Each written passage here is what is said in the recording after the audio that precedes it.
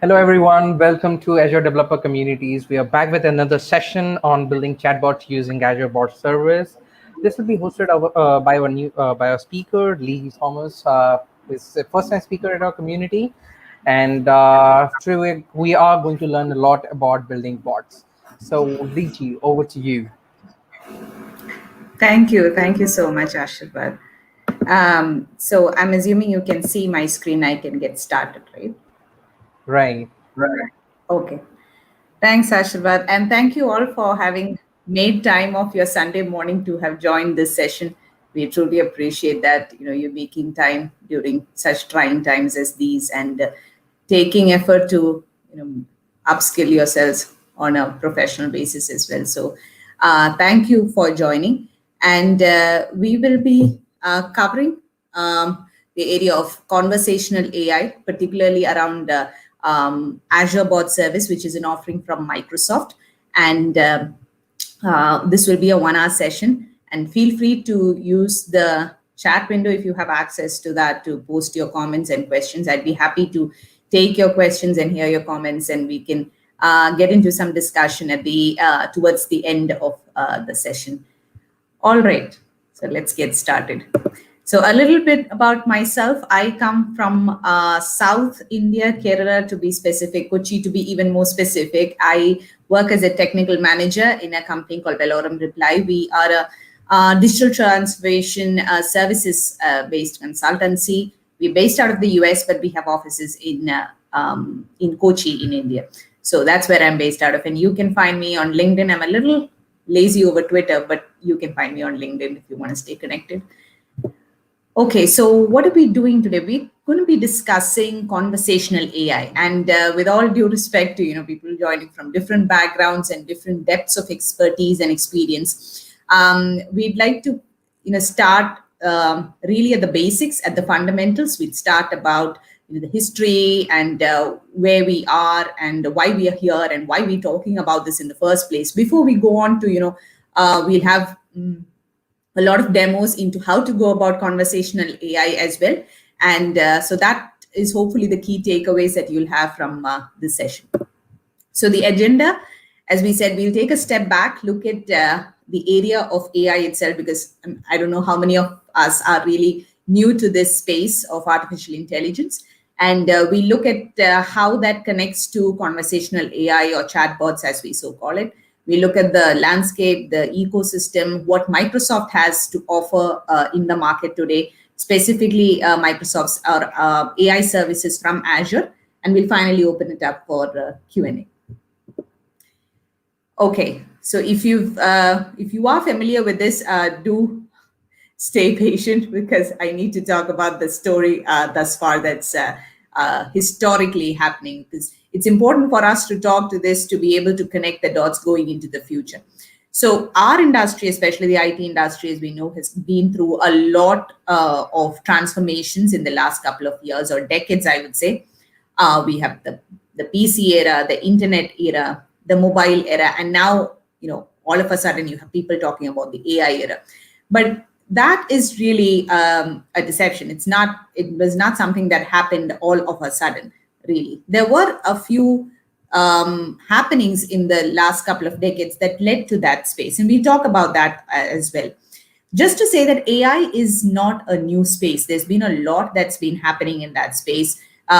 Just off the rounds recently, you probably would be hearing of terms like AI, machine learning, deep learning, probably using all these terms, interchangeably as well, though they don't mean the same at all. Machine learning, as you would see from the visual, is actually just a subset of AI. And deep learning is one of those machine learning algorithms. So it's one of the ways in which you can achieve, it's a machine learning technique. So that's, again, a subset of machine learning. So we will not be covering all of that in the session, but what we would like to, sort of see is how far this has been in the picture. And if you see the timeline below, you'll see that it's been as long as the 1950s and the 60s. So then why the delay, right?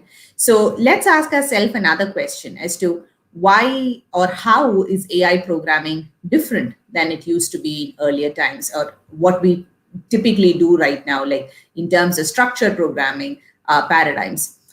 So imagine you would need to be able to teach machines and not to instruct machines. Earlier, when they used to create AI systems, they used to create huge rule sets. Like, if this happens, do this. If this happens, do this. It's almost like instructing a toddler at home and telling the baby, this, if this, do this. You can imagine it like a long if else structure. But that is not scalable beyond a certain point, and then the engineers sort of understood that. They found it far more reliable to be able to teach machines, as in if the machines themselves had some sort of intelligence where it could learn on its own.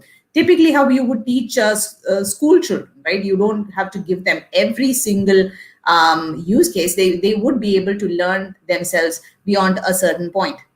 But to be able to teach someone or to be able to learn something, there are a couple of things that are a part of that equation. So first, we need data, and we need a lot of data to be able to train these machines, which obviously we did not have during those times. We needed advanced computing power, which again, we did not have during the 1950s or 60s or 70s. And using that data and that computing power, we also needed powerful algorithms. And these powerful algorithms or AI algorithms alone would be able to solve the problems that we are facing today, which again, we were not able to create. So that kind of gives you sort of clues as to why we are talking about this today.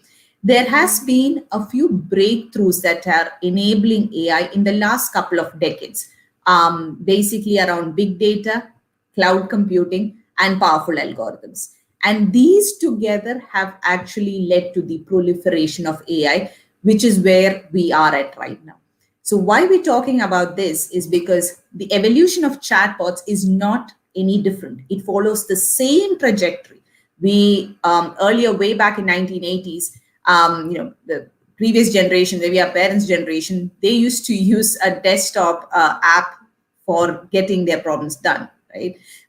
Then came the internet era, and we used to use websites. Then came the mobile era, and then we had an application for anything and everything on our smartphones. Just download and then use that. So that led to a lot of app fatigue among users. So as the computing power started increasing, the amount of data set sizes started increasing, the size of the devices got smaller, the patience of the people also got lesser, and people started wanting quick, accurate answers to all questions, right? They have zero time to wait in the queues. They want quick, accurate answers to anything and everything that they ask. So that's where, in the realm of AI, chatbots have come into existence to be able to sort of fill that gap in the space. Okay, so let's talk about what a chatbot is, because there are so many terms that are doing the rounds. There is conversational AI agent. Some people call it virtual assistants, personal assistants, whatnot. Under the hood, a chatbot is nothing but another computer program. If you want to demystify this, it's as good as any other computer program. The only difference is you can interact with it using text, using voice, or maybe a combination of both. And the way the chatbot responds back to you, it sort of simulates a human conversation. So this chatbot, again, it can be a standalone bot, like you probably will have Alexa or Siri at your home, or it can even be deployed as part of any of your existing sites. Like if you have a website, you can put a chatbot on that. If you have a Facebook channel, you can put it. If you have a Facebook account, you can put it on that. So a chatbot can be standalone, or it can be incorporated as part of your application.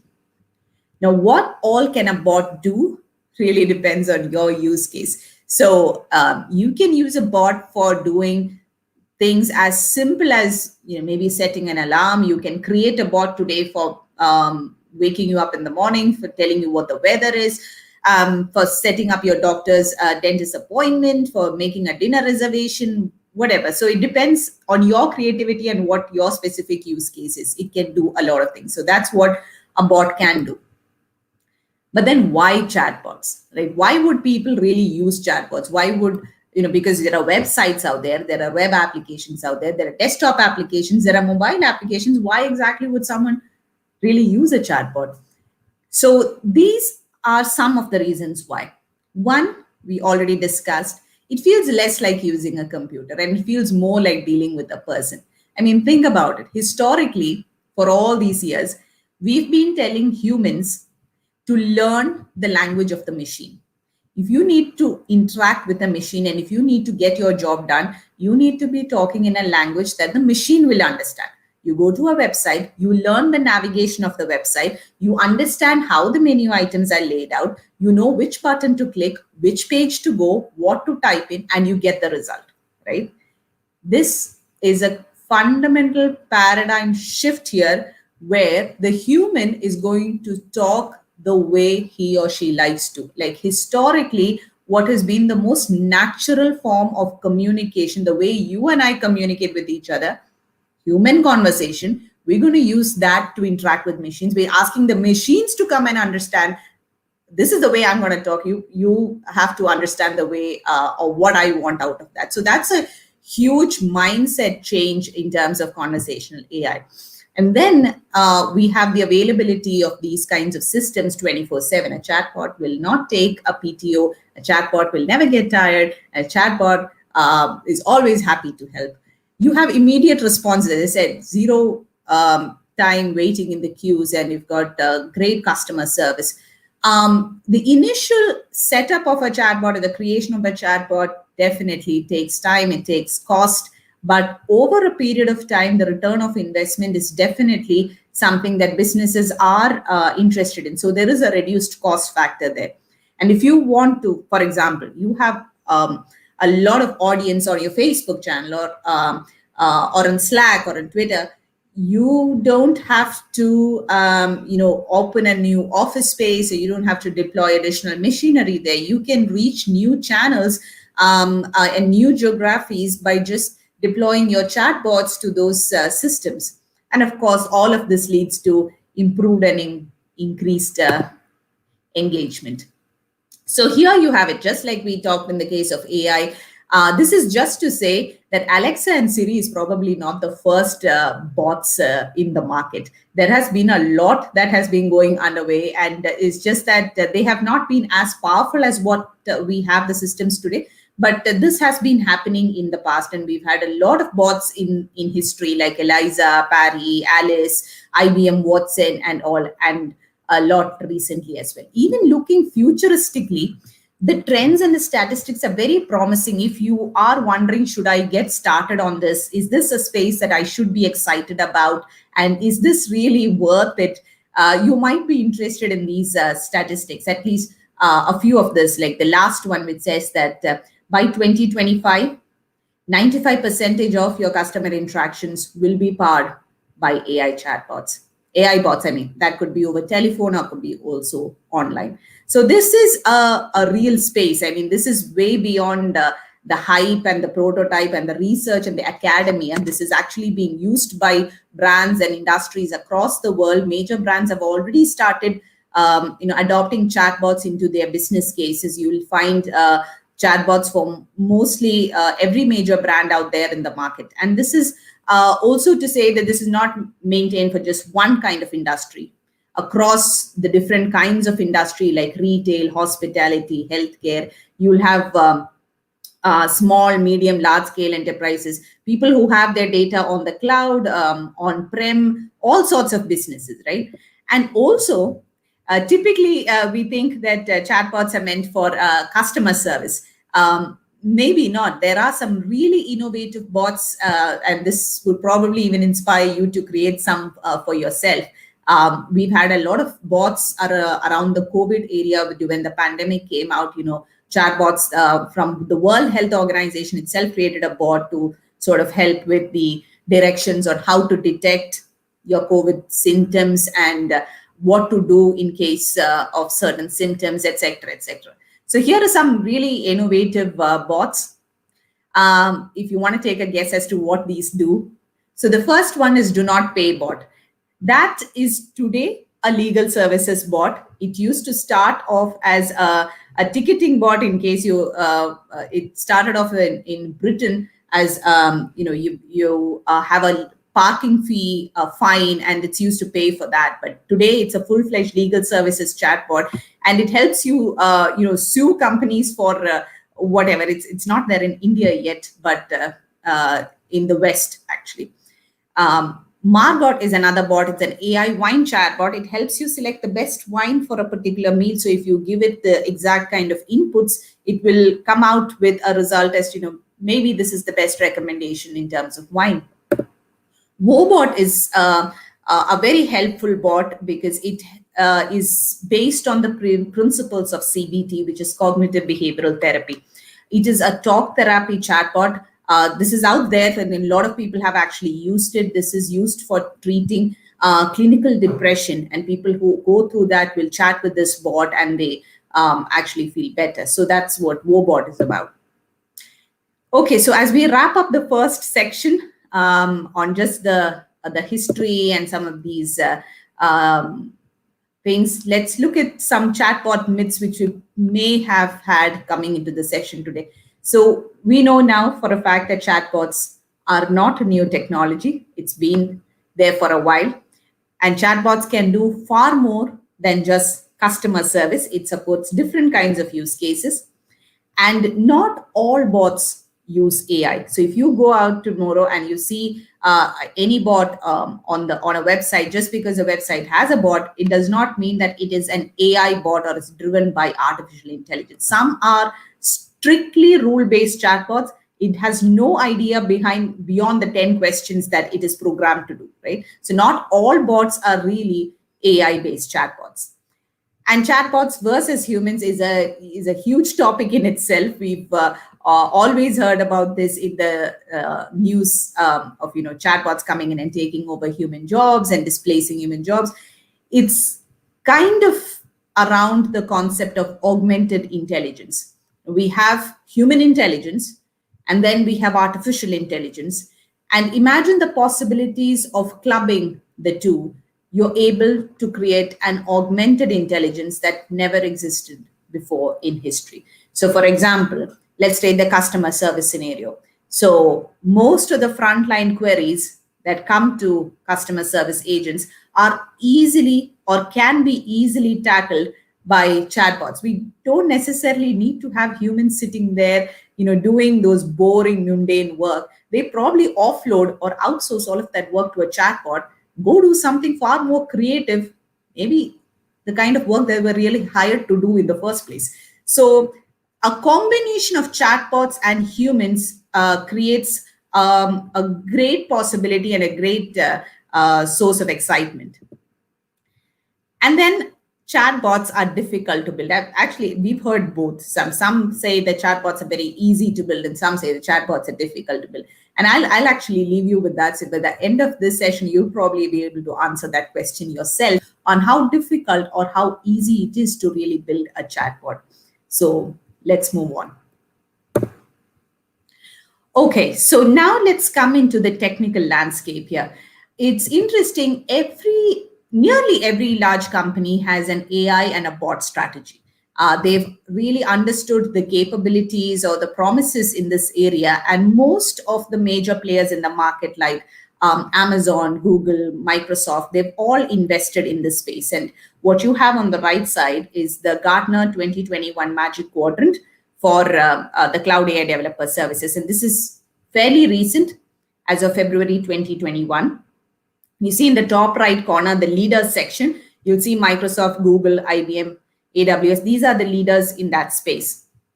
Now, what that means is, imagine way back in the 1950s or 60s, if you and I wanted to create a chatbot or to create any of these algorithms, either we needed to have a PhD, or we needed to go through years of formal education, or we might have to be somewhere in the research space or in the academia.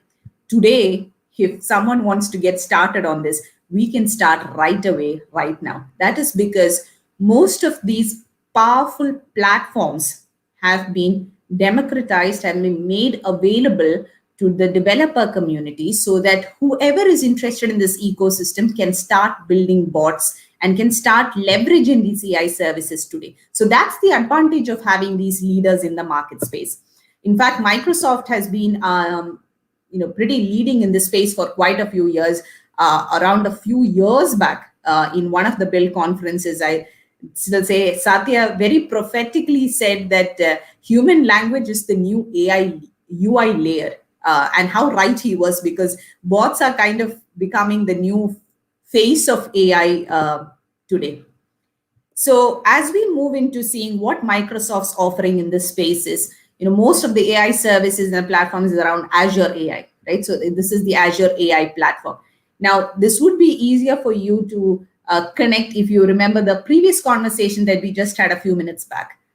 The proliferation of AI was because of the improvement in three spaces: data, computing power, and services. And that's exactly what Azure AI provides as well. So under Azure infrastructure, we see that there is new capabilities of AI on data. So in terms of big data, let's talk about this for a moment. It isn't just the availability of data. So people generally refer to big data as like, okay, I have these huge data sets. It's not just that. Just having huge data sets is not going to help us. The ability to process that, to store that, to harness that goes a long way, right? So here we have, as part of Azure infrastructure and AI entity, we have those capabilities. And then we have AI compute, we're talking about CPUs and GPUs and all that. And then we have the third area, which is the AI services. So you have the data, the compute, and the algorithms. And under AI services, again, you have various flavors. You have pre-built AI, conversational AI, you have even custom AI services if you'd like to build them from scratch. And for all of us in the community, we have the tools and the toolkits from Microsoft to be able to use all of this and create whatever we want to create today, for example, chatbots. Now let's a little more simplify this thing and demystify this. So here's how I would put it. If you want to get started on AI today, if you're a developer who wants to get started on AI today, your easiest pick, you're hungry, you go into the kitchen, the easiest thing what you would do is just open your refrigerator and reach out for fruits or a vegetable, raw, wash it, whatever, you can just eat it, right? So that's your embedded AI. And that AI is actually embedded in a lot of products from Microsoft. Like you have Microsoft PowerPoint, Excel, Word, Office. That entire suite of applications is just embedded with AI capabilities. So that's your first point of contact with AI capabilities. Now, if you have a little more bandwidth to sustain your hunger, and you are able to retain that for a little more time, your patience, you may want to reach out for a little more meaty substance. So you might want to consume AI services. So that's it takes a little more effort, it takes a little more energy, but those are services again that you can readily consume. So under that comes our pre-built AI and conversational AI services, the one that we're going to talk about today, Azure Bot Service and related services. And of course, if you again have, depending on your bandwidth and your energy and your exact problem or your use case, if you want to take this a further step, you can create your own AI services. You can create your own AI models, and that's totally possible inside Azure AI. That's where you would use advanced tools and techniques like Azure Machine Learning, etc., etc.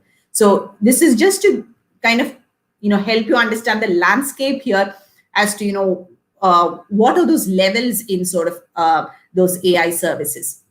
And if you want to think about this even more simply, Microsoft ML and AI products actually come under two major areas. Either you can consume those services, you can consume AI services, or you can build your own services.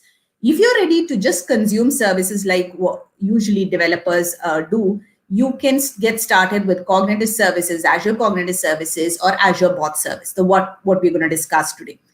Whereas if you have the caliber to build your own, you have the skill sets, and your problem requires you to build a custom AI service or module, that is when you have a plethora of other options that are also available using Azure AI, right? So that right wing is something we might not cover for today, but we are going to go down the path of what is it that we can easily consume and we can get started on this journey. So it really depends on where you are in your journey. If you want to pick low-hanging fruits, or you want to climb the tree, or how far you want to climb the tree, etc., is the solution that you would choose, the service that you would choose to build your apps. Okay, so that said, now we're going to get into the actual substance here. So this is the bot development lifecycle. Now we've talked about, where conversational AI and where cognitive services really are placed in the AI landscape. So let's talk about the bot development lifecycle. And this is really applicable for any chatbot out there. Right? Anyone who would create a chatbot would literally go through this process. For those of us from a software background, you're familiar with the software development lifecycle, the SDLC. I would call this the BDLC, the bot development lifecycle. It goes through more or less a similar process. Initially, you plan your bots, and then you design your bot. You sit with your BA, your designer, and then you would build your bot. After you build it, you would test it.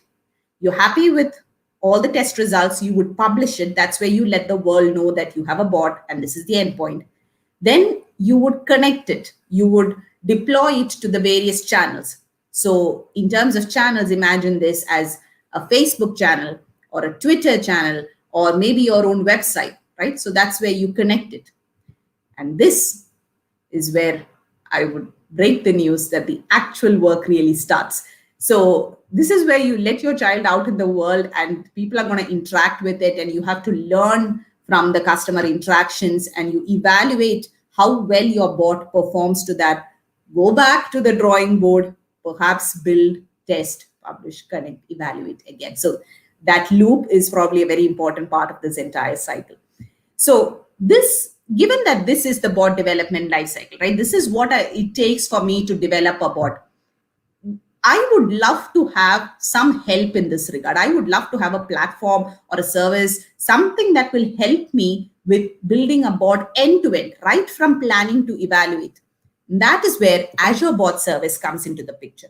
So Azure Bot Service is an integrated environment. It provides you all the help, all the support, all the capabilities that you need to be able to, especially that manage, connect, deploy those sections of the BDLC.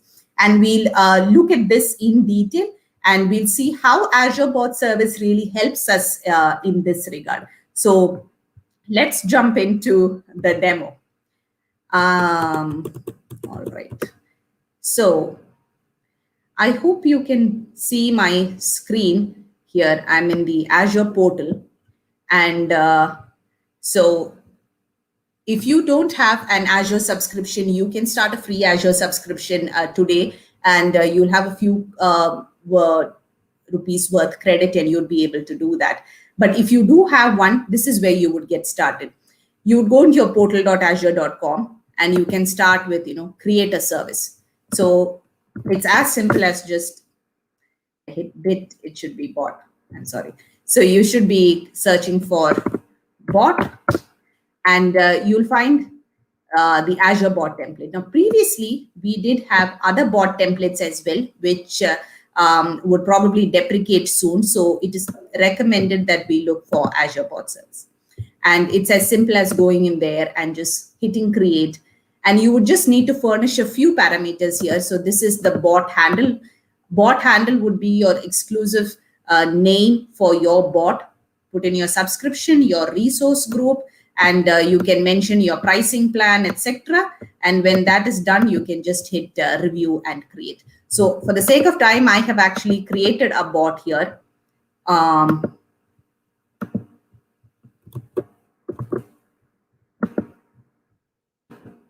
There you go. So I created a user meetup bot. Imagine we need a bot for our meetups, right? And so once you create a bot, and it takes a couple of minutes for it to get deployed, and once that resource is ready, this is what it will look like. So on the overview pane, you can see all the details that you had initially furnished for creating the bot. If you just scroll down here, you can see that there are two ways in which you can proceed. You can proceed either using what's called the bot framework composer, which is, imagine it as a front end of the bot. So it's a visual tool. It's a visual authoring canvas wherein you can drag drop components and you can easily start creating conversations. That's one way of doing it. Another way of doing it is by going doing a code first approach. So this is building with the bot framework SDK.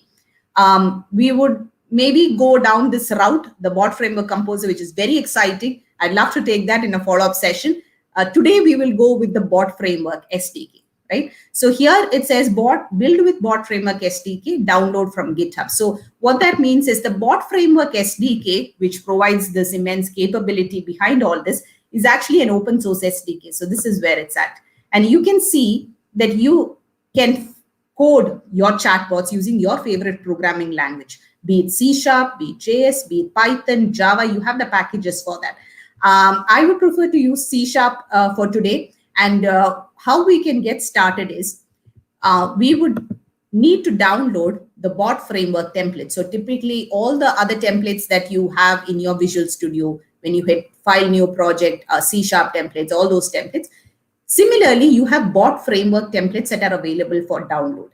You can simply browse for this and download that. I have it downloaded and ready. So I can open my Visual Studio.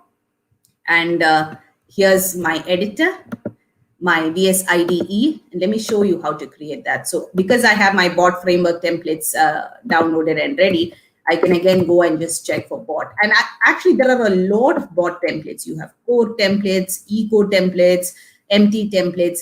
Let's see. Let's take an eco bot template, right? So that should be okay.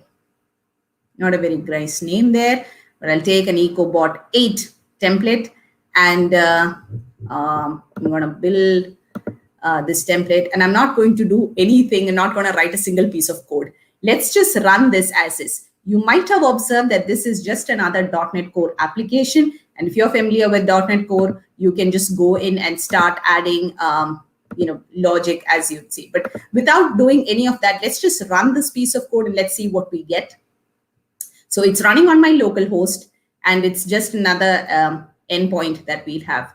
So it says my bot is ready. And if you remember this plan here, this is exactly what we discussed in the slides. So there was a plan. Imagine that there was a plan on how we wanted to create our meetup bots. Now we are building our bot using Azure. Next, it says that your bot is ready, so you need to test it. And one of the ways you can test it locally is by, again, using another tool called Bot Emulator. How you do that is you can go in and you can search for Bot Framework Emulator. You can download the emulator. I have the emulator downloaded. So let me just bring that up. And I am going to just connect it. So this emulator is really connected to my local host. So if I type hi, it just echoes hi. So if you remember, we created an EcoBot. So it does nothing really intelligent. It just echoes back whatever you tell it. So I know, not super useful there, but you get the idea. So let's go back to our code for a second. And here's the ecobot.cs. This is my welcome message. You can add whatever logic you would like and the way you would like to interact with it. Right now, all that it's doing is just echoing back whatever the user has entered. You can build your logic based on your problem statement. You can call external APIs. You can fetch values from a database. You can do, depending on the problem that you're trying to solve, your specific business case, you can build out the logic here. So that's the idea. Once you build this out, you just got to deploy it back into Azure, and then coming back into our Azure bot here. So you would literally have the endpoint of the users here. So imagine this is now published here.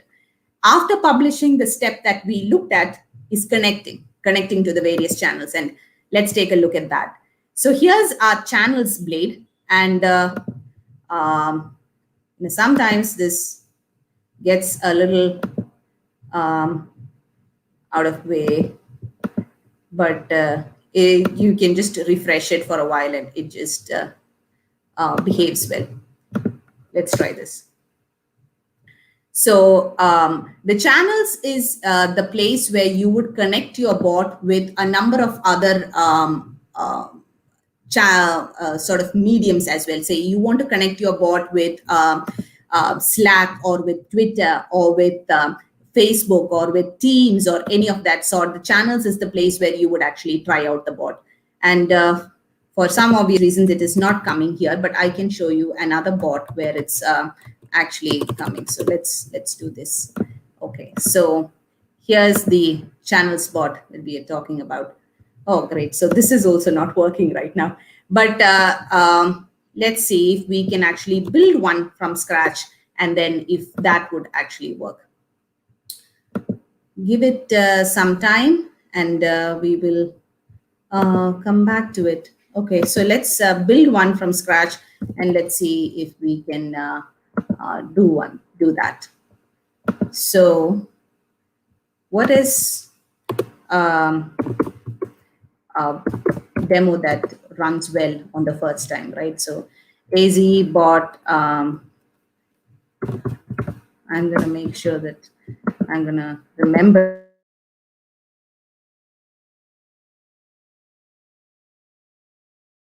It's going to take about to deploy that, but we will come back to it. We just go back to our slides and take a look at what else is there, and we can come back to it, right? So this is where I would create it, and this is how we created the other bot as well.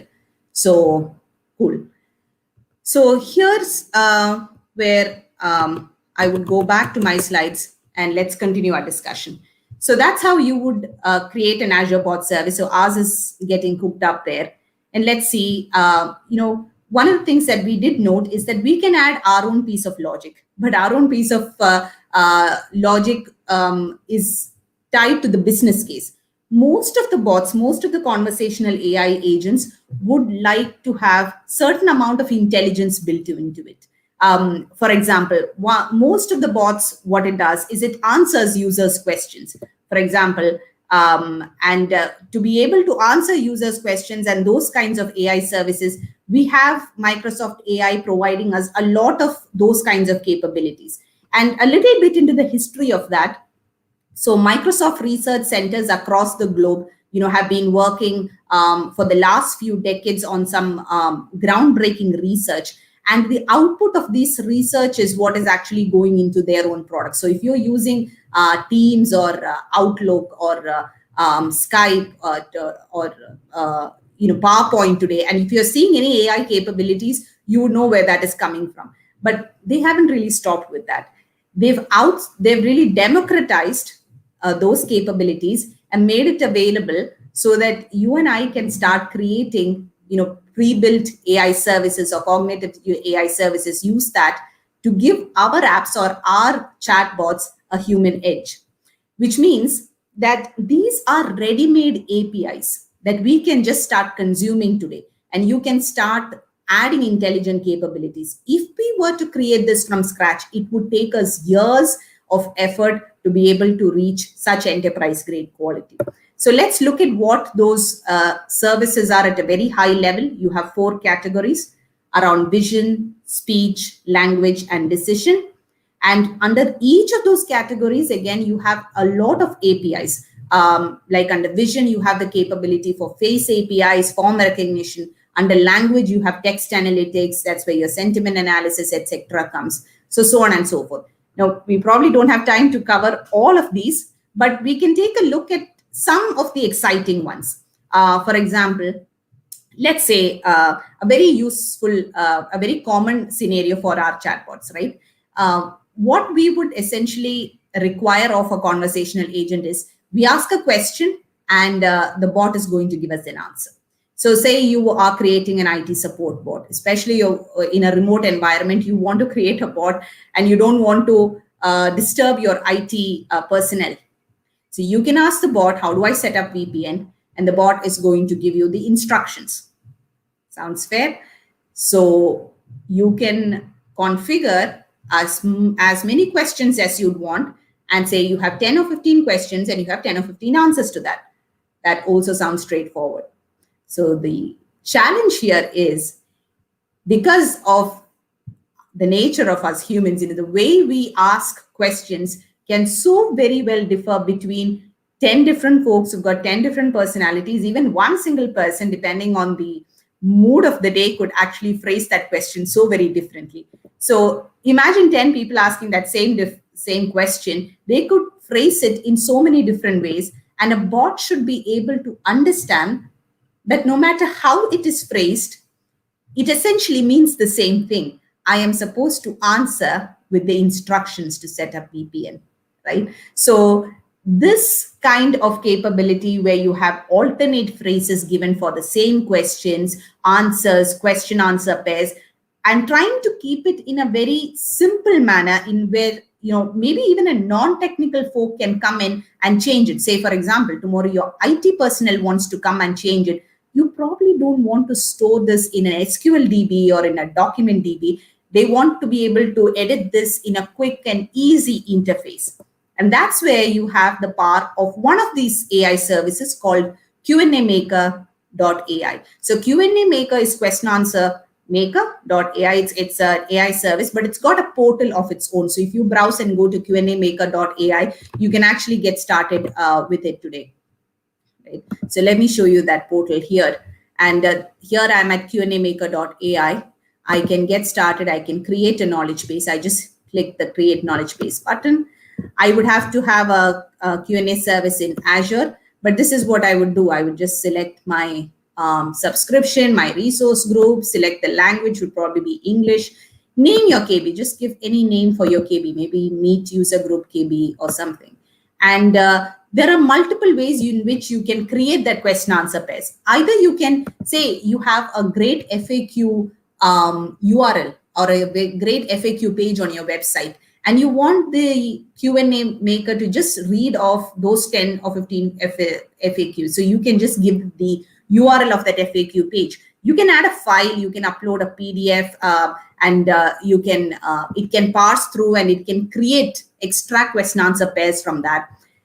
This is very interesting. It can also add additional chit chat. So not mandatory, but if you configure, say your bot has a personality of, say, professional, it will, in addition to the domain questions, also add additionally like about 6,000 plus questions, around 100 plus scenarios. This comes out of the box from Microsoft, free. So you can just put in there and it will add all those kinds of questions like, are you, if imagine the user says, I'm tired, I'm bored, even able to answer those kinds of questions. So you don't have to worry about the personality of the bot. So depending on the personality that you choose, the bot's response will vary. And you decide that and you hit your, you create your KB. So I've created the KB already because that would take a while for deployment and for creation. So let's take a look at that. I don't have a lot of questions that I have had out of the box. So these are some of the questions. Like, when does the meetup happen? I'd say maybe Sundays if we have a cadence for that. So how many participants have registered? Maybe 25. And this is where I have the friendly chat, right? So I have, I chose a personality of friendly. So you can see that because of that, the number of questions that just got added, like, so many questions. Who's older? Are you old? Are we the same age? Very interesting questions that your users could ask the bot, no matter what your bot is created actually for. And the bot would just respond, I don't really have an age, which is interesting. So what you would do is, once you have added all these domain questions and personality questions, by the way, you can go in and change or edit each of this. It's a rich text editor. You can save and train. You can even test here. You have a test panel. So it says, when does the meetup happen? And you can see the results over here itself. So you can see it returning the results. If you're happy with this, what you would do is you would go here and you would publish the bot. Once you publish the bot, again, what happens is that it becomes and then you have an option to actually create a bot from here itself. So it becomes an Azure bot, right? So here you have the overview. So this is one bot that we already created. So let's see. So see, for some reason, this is working right now. Okay, so this is the channel section that I wanted to show you a while back. And this is really my favorite thing, I would say, in this entire thing. Because the advantage that we have as developers when we use Azure Bot Services, we have a single source code that we write. that single source code we can deploy to multiple channels. If you use other services or other SDKs outside, for example, you use the Facebook Messenger, which is a very powerful service to create messenger bots, you probably need to do a lot of rewiring to be able to deploy that to sell any other channels, right? So here with a single piece of code, I can actually deploy it to Facebook, I can deploy it to Telegram, to email, to direct line speech. The latest is telephony. We had it at web chat. So web chat is where you would, imagine that's on your website, and you can put it on Teams as well. Now, to just show you how simple this is, select Teams, and if you want that same chatbot on Teams, all that you need to do is, okay, so mine is not for government, it's for commercial. I would just hit save. I would agree to the terms and conditions and hit agree. And that's it. 0 code changes for the same bot to be published on my website and on my Teams. And I can do this for multiple channels as well. And one of the things that you may be interested in, if you are interested, this is even for cross-platform, like Alexa, right? So if you have an Alexa device at home, you can try this. So this takes a little more time, which is why I can quickly show you around. What you would, there is detailed documentation for this on docs.microsoft.com if you're interested, but this is something that is actually working. We've tried this out. So you would go to the Alexa developer console, developer.amazon.com. If you have a developer account, create one. If you don't have one, create one. And just very few things that you need to do to set up a skill in Alexa. Right? So I've set up a skill here. I'd be happy to run you through this one. So what I've done is I've gone into the interaction model. This is the JSON editor. Again, no worries, you have detailed documentation on this, but just quickly running you through this. So I've changed the name of my bot here. The name of my bot is Meetup Bot. And the next thing I want to do is I want to tell it what my endpoint is. So let me see, where's my endpoint? Okay, so here's my endpoint. And I am not hosting it on AWS. I am hosting it using an HTTPS endpoint. And note this endpoint. You guess where that endpoint came from. I'm going to select this Alexa channel. I'm going to edit it. And here in the Alexa channel, to put your bot on Alexa, there's only one thing we need to furnish, and that is the Alexa skill ID. And to get the Alexa skill ID is why we're going in and creating an Alexa skill, right? So here's what it says is the Alexa endpoint URI. I would just copy it here and I would paste it here. So that's what I've done. So here as well, within the Alexa, if you are an Amazon developer as well, you can actually test this out. The same Meetup bot, you can test it here as well. And okay, so fingers crossed this is going to work. Alexa, ask my bot, which is Meetup bot, when does the meetup happen? All right. So if you're interested, you can even distribute this and have these kind of bots on your actual Alexa device itself. So Sunday. Okay, I hope you heard that. It said Sunday. And so this is the power of the Azure Bot Service in the easiness with which you can actually have this cross-platform, cross-deploy to multiple channels using just the same piece of code. The code, I'm pretty sure you will be able to use our creative use cases to build up with any kind of thing. So we're not going to the depth of that, but just to show you the capabilities of the platform here, right? And all right, cool. So let's go back to our slides. All right. Where did I stop? Okay. Okay, I think that's where we're at. All right. So so that was what we were discussing about Q&A Maker. So similarly, we have a lot of other services as well. For example, I'm creating an email bot, and an email bot, again, it would need to understand those different utterances, different variations, though they have the same kind of intent. And here it's a little more tricky. You might have a variable in that equation. So that variable can be extracted and kept outside as what we would call an entity. And this is maybe a little more for a Q&A maker. So we would use another service called Luis.ai, which is language understanding service.ai. So what we're trying to say is that, off the bat, it might look very simple. You're sending a question, you're getting an answer, but there's really a lot going under the hoods. So you have different services to help you understand what the user is asking, what to respond to the user. And depending on your use case, as I always say, feel free to choose which AI service you want to deploy. You might use translation services, speech services, text analytics services, right? And we are really just scratching the surface in terms of capabilities. There's a huge possibility with this framework, like with the virtual assistant bot framework is a very powerful framework which brings in all of this together, and you can build really sophisticated applications. And if you're a La Liga fan, please check out this on Google Assistant. You'll find the La Liga app, which was created using the Azure Bot Service. And a lot of these AI services have been used in creating that La Liga app, right? And this is actually being used today by customers. The Azure Bot Service is being used by customers across the globe. And here we come full circle to, see what the BDLC in Azure is. So as promised, Azure Bot Service provides you all these capabilities to be able to plan, build, test, publish, connect, and to evaluate. We didn't quite see the evaluate, but that would be the part where you would also add an app insights key and have it plugged to maybe your Power BI report, so you can derive insights out of that, and then you bring that back to your drawing board. So before we close this session, I'd like to take a moment to just talk about the responsible AI part.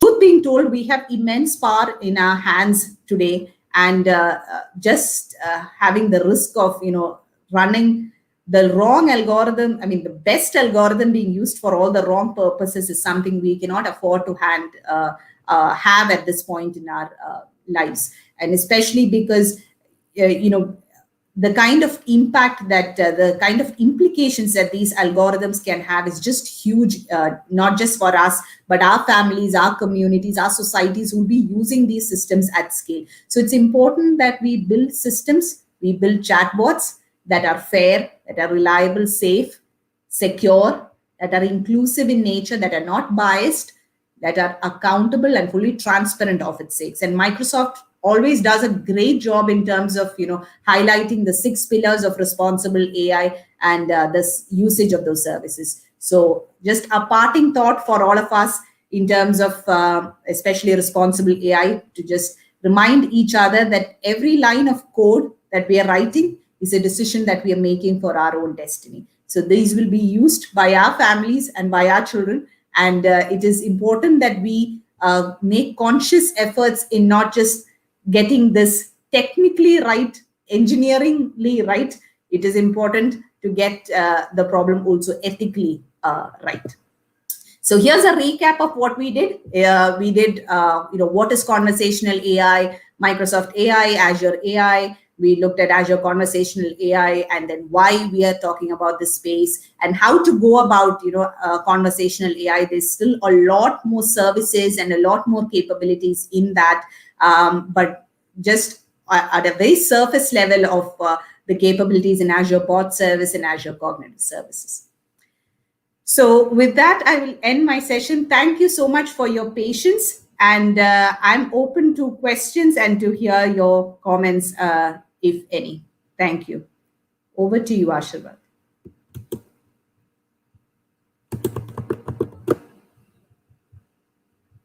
You're on mute, Ashirvad.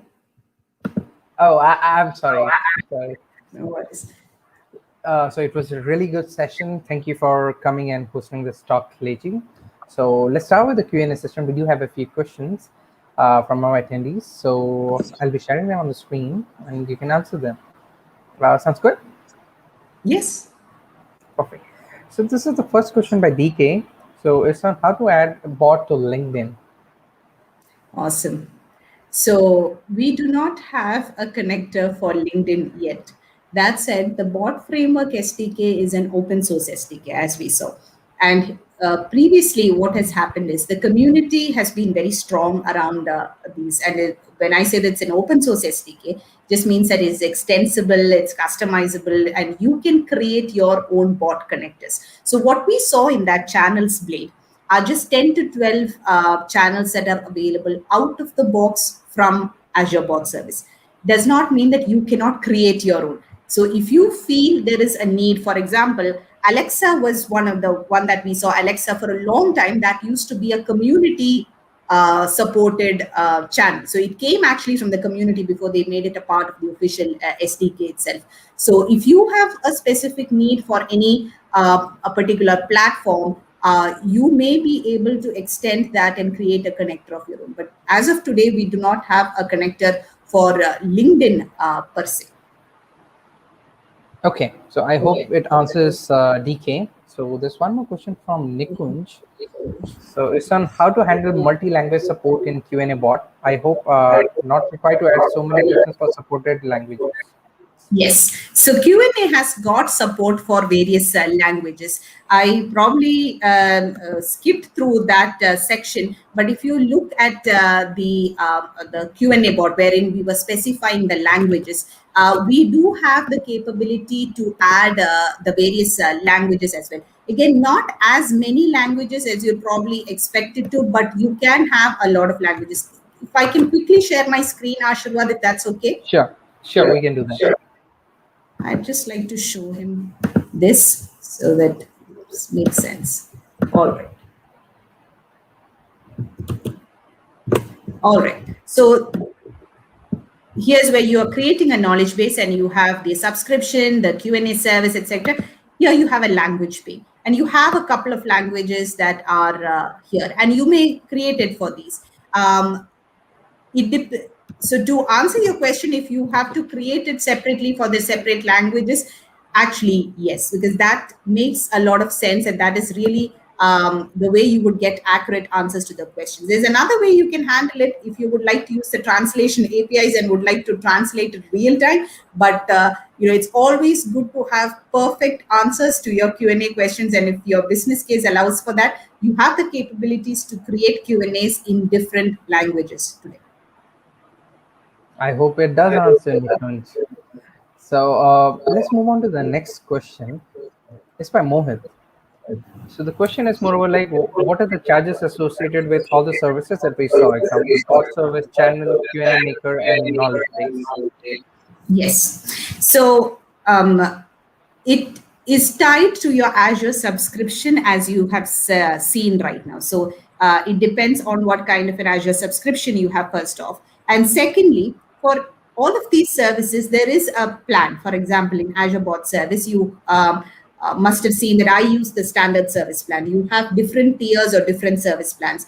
These tiers or these service plans will be based on the number of messages or the transactions that you expect to handle. So if yours is a high service bot, a high traffic bot that will go beyond like 10,000 or 15,000 transactions in a stipulated period of time, you might need to choose your service plan accordingly. So so that's how you translate it back to, how do you choose the right service plan, right? And the charges will vary across the service plans that you use. So depending on if you use an F0 tier, the charges will vary. If you use an S1 tier, the charges will vary, and that goes. So channels, you do not have a separate charge for that because that's a part of the Azure Bot Service itself.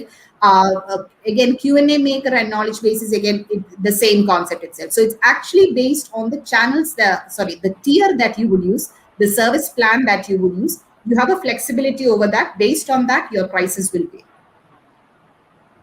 Okay. So I hope it does answer Mohit. There was one more thing that Mohit was interested to know. So what all additional things or steps will be needed to integrate an Azure bot to a custom website? Yeah. So basically, the web chat control that you would see is, this comes to our original conversation of how easy or how difficult it is to build a bot. If you were not in a production, if you were not in an enterprise grade scenario, if you were just doing this POC to show it to your friend, what you would do is to just lift the iframe control that is available there, put it on your website, and voila, you are ready to go tomorrow live. But typically, you would not do that in a production scenario because there's authentication and there's a lot of security endpoints and standpoints there. So it will take a little more time to build off, just ensuring that the security is also taken care of. But otherwise, integrating an Azure bot service, just a web chat control as part of your custom website is probably the easiest thing to do of all the other channels. It's a no-brainer. Again, it also depends on your use case. Do you want to customize the controls inside the web chat control? Do you want custom elements? Do you want to change the colors? Do you want to change the frame? How much do you want to change it? So we've integrated this as part of different websites. And every website, as you would know, every customer has got their own brand and theme. So you might want to theme that chat control. So there's a lot of such nuances. But if you simply want to just pick the iframe control and put it on your website, half an hour, that's it. Well, that's interesting. So you don't need to do a lot of setup and write explicit code to just integrate the chatbot in your application. That's really helpful. Life is a lot easier these days, Ashirwad. True that. So let's wait for a few more questions. If we don't, then we can end the broadcast. In the meanwhile, do you want to share any resources or any study materials with the attendees can refer to build their own solutions? Yes. So, typically I've had, even in my previous sessions, I've had this whole list of references slide towards the end. And I see myself going obsolete within a period of 1 month or 2 months. So because this is becoming a lot more embarrassing for me, I would direct everyone to recommend you to please check out docs.microsoft.com. Our Azure Bot Service, just this build 2021, the amount of announcements that have come up in that area. Now, I think just this morning, okay, I'll be extremely transparent with you. I thought I got this, man. I've done this before. I know. And I'm like, where did this come from? Wait a minute. This was not there last week. So please, I would recommend to check out docs.microsoft.com for the most updated documentation. It's a great walkthrough of how to build Azure Bot Services and to get started with that. I'd be happy to put the link to that in the chat window, but that's the only thing that I would really recommend you to really take a look at. There really is no Udemy or Pluralsight course or anything that's there. Whatever is there is also not really up to date. So this is what I would recommend. Ashirwad, if you can share that with the with the people, please. Yeah. So you have walkthroughs, you have tutorials, you have sample code, you have references to all that we discussed here in that section. So that's probably the only resource that you would want, and you're hearing it right from the horse's mouth. So nothing better than that. Okay, so we have come up with a new question from one of the attendees. So it's Nikunj again. So he wanted to ask, it is possible to extract the chatbot data and store it in a database and retrieve it later? Okay. It is possible to take out that entire Q&A knowledge base that you saw, all the question answers. It is possible to do a quick export. It's a single button click within the Q&A portal itself. Export it. You will get an Excel file, questions, answers, including the variations of the questions. I'm not really sure why you would store it in a database, but yes, of course, it is possible for you to do that. And you can retrieve it at a later point. That is also possible. In case you want to change the answers or tweak the questions of including the chit chat that came, you can do that in Q&A portal as well. It's just something Microsoft provided for us to just quickly get started with. We don't have to worry about all that. I'm talking about chat history. Chat history. Okay, there you go. So chat history, how you would take care of that is the app insights part. So we have a section that we have not discussed today in the session, but you would enable what's called bot telemetry. So this is again out of the box. It's as part of the bot framework SDK. You would switch on bot telemetry. You would attach an app insights resource. And that's again just a half an hour task. Once you do that, all the conversations that your users have with your bot will be recorded, will be taken, and it will go and it will reside in your app insights, inside your app insights resource.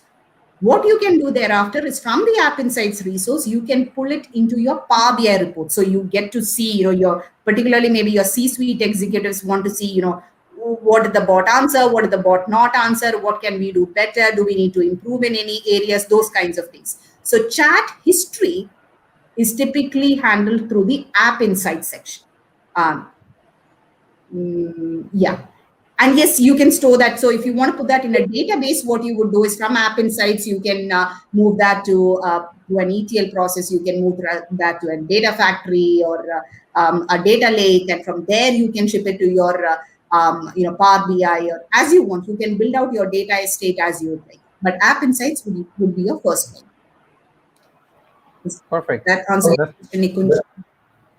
Okay. I think it does, Nikunj. So probably we are done with a lot of questions. So, Liji, would you like to share how did you get into building chatbots at the first place? That's a very difficult question, Ashirad. So let's say it just some things that you see that you just thank you, Nikhil. Some things in your life it's just it's just a matter of just destiny, right? I saw the conversational AI platform about 4 years back in some build conference, like the one that I quoted Satya from, and I would just hold back to say that I immediately fell in love with it. For some reason, I felt that this has a huge potential, and this is what the future is. And luckily, I wasn't very wrong on that, and we see a lot of customer traction because we see a lot of technologies that will take the hype and then it'll kind of like settle down, and then it'll go down the hype cycle and then it'll kind of like let's settle down. So yes, there was that fear that I'm investing in something that may probably die off in a couple of years, which is why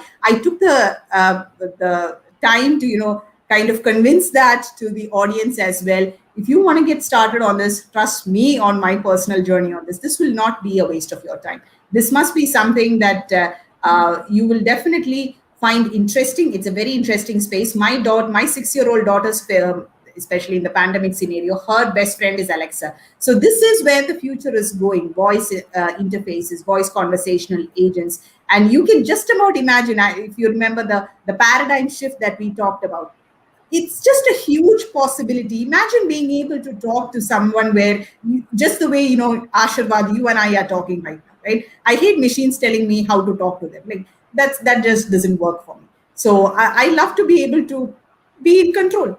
So I think we have a good chance with chatbots here. Definitely it does.